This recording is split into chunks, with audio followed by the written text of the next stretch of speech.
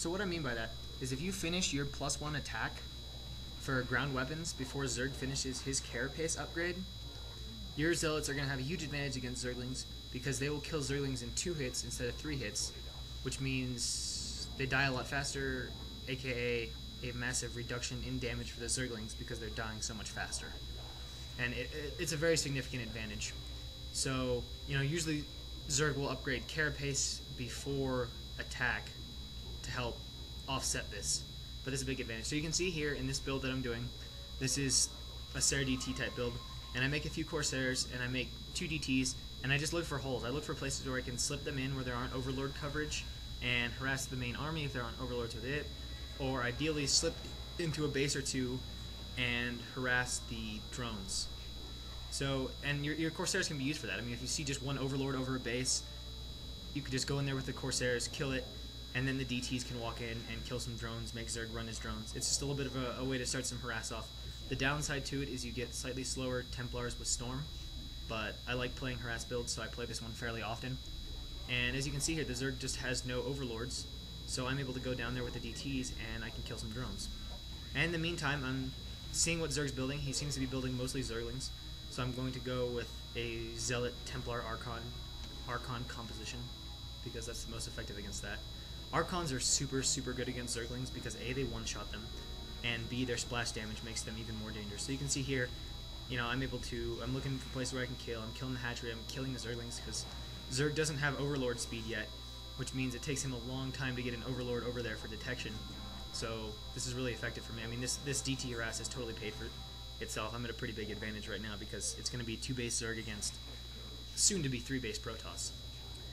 And so I'm getting Zealots out, I'm researching Storm, and I'm getting Templars. And let's talk a little bit about the armies Zerg can use and what you want to use against those armies. One of the most common things for Zerg is 5-hatch Hydra, which is pretty much all standard play against the Protoss Fast expansion is 5-hatch play, and most of the time in the form of 5-hatch Hydra. So Zerg's going to get 5 hatches, a bunch of drones, and then they're going to switch and they're going to power Hydras. So against this, the best thing to use is Zealots and Templars. Now, the reason why you often have to change from this is because most of the time if Zerg sees this, he will switch to Lurkers and occasionally to Mutas. This is one of the things that makes Zerg vs Protoss is a matchup that slightly favors Zerg, and one of the reasons for that is how quickly Zerg can tech switch.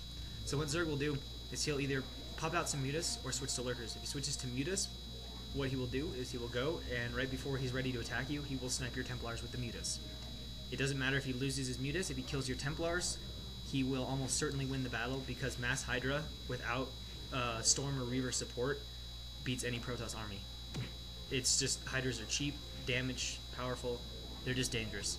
So Mass Hydra, is in one sense one of the strongest armies in the game, particularly against Protoss, and without Storm to help equalize the fight, he'll lose. So he'll snipe your Templars with his Muta, and then he'll attack you and he'll win the battle. Not to mention that if you have just Zealots, you're also very vulnerable to his Mutas as well.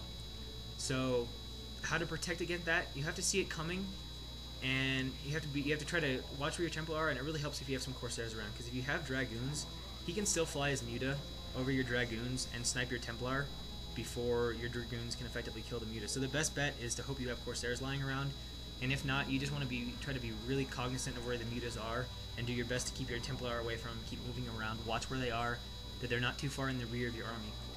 But I feel like the more common switch is that Zerg, especially if he sees you going heavy Zealot Templar, he will switch to Lurkers.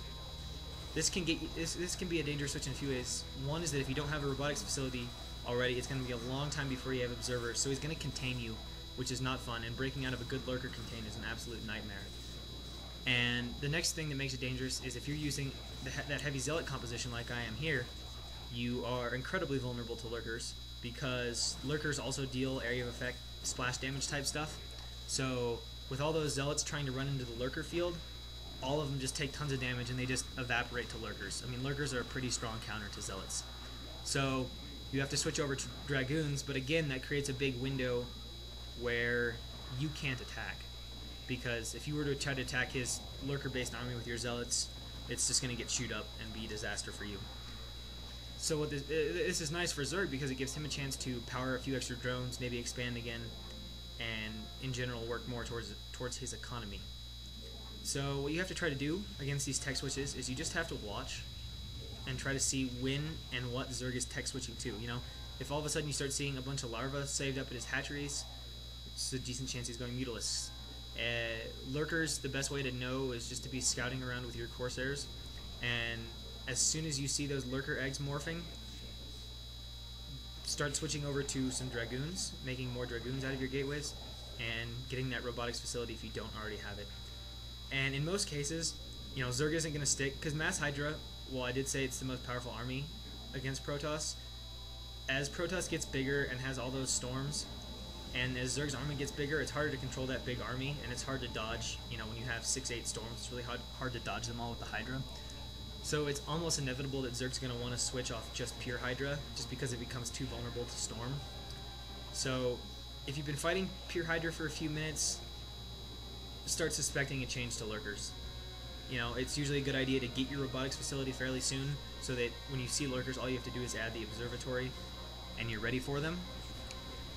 Because those two tech switches are the biggest ones to worry about. And then the next one that'll happen, usually won't happen until Zerg has 4 or 5 bases, 4 or 5 gas, is they'll switch to using Ultra Ling.